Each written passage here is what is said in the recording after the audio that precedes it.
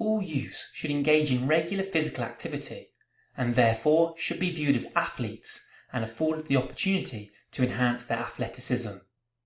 The term athleticism means the ability to repeatedly perform a range of movements with precision and confidence in a variety of environments, which require competent levels of motor skills, strength, power, speed, agility, balance, coordination, and endurance.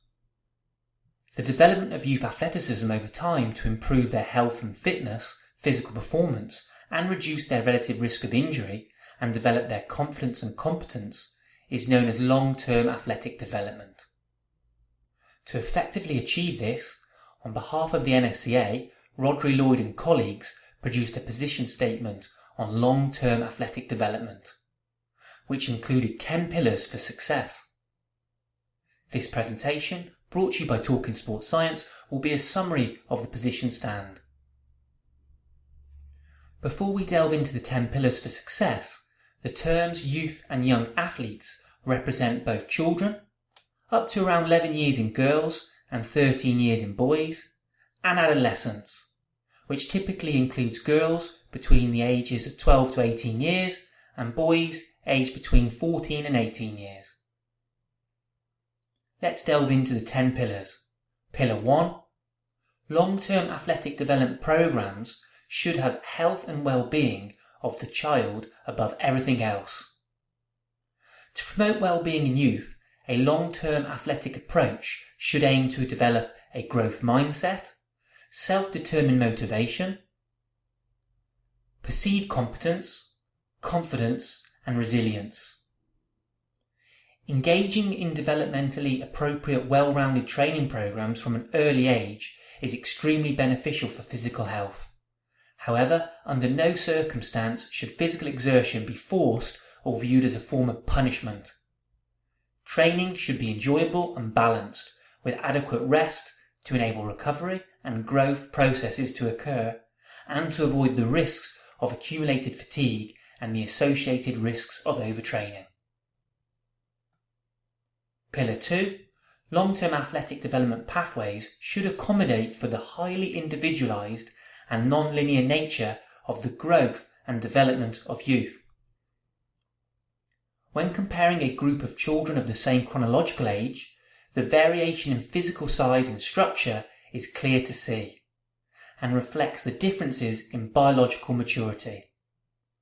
Biological maturation characterises the process of progressing toward a mature state, and varies in time and tempo, and between different systems within the body. Furthermore, the manner in which they respond to and recover from training is likely to differ between youth of the same age or maturation status. Pillar 3. Long-term athletic development programs should provide all youth with a range of training modes to enhance both health and skill-related components of fitness.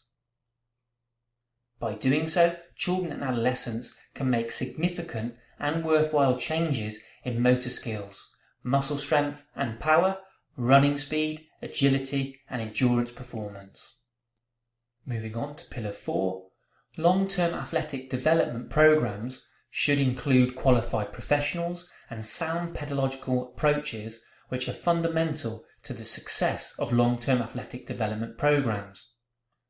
Practitioners should create a motivational learning climate in which all youth are able to participate in a variety of developmentally appropriate activities, engage in personal reflection, experience success, and enhance competence.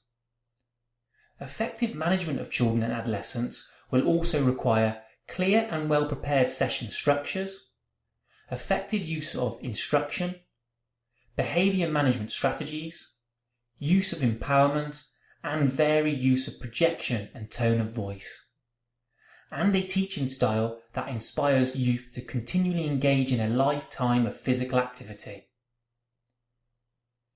Moving on to Pillar 5, practitioners working with youth should systematically progress and individualise training programs for successful long-term athletic development. This means prescribing rest and recovery periods as mandatory blocks during the overall training plan, regardless of pressures from sports coaches or parents.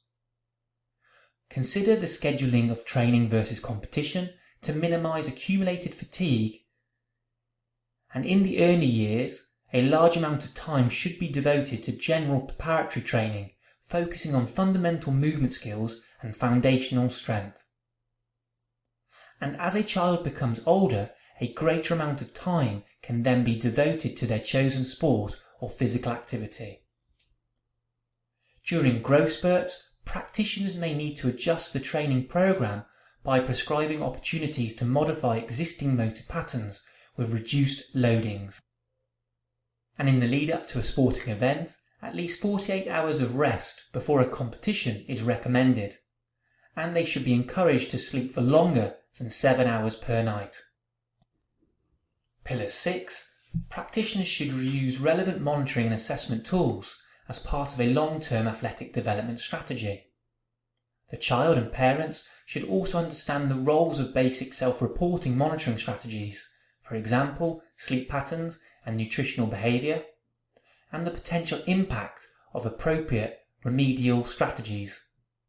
A wealth of monitoring and assessment tools are available, and the decision of which one to use should be based on efficacy and relevance, the available time, equipment and facilities, and the practitioner's expertise. Furthermore, practitioners should select tests that are reliable and valid and provide meaningful data. Moving on to Pillar 7, all youth should be encouraged to adopt an early sampling approach that promotes and enhances a broad range of motor skills. Sampling refers to youth engaging in a variety of sports or activities and a number of positions within a given sport. This will help maximise overall athleticism.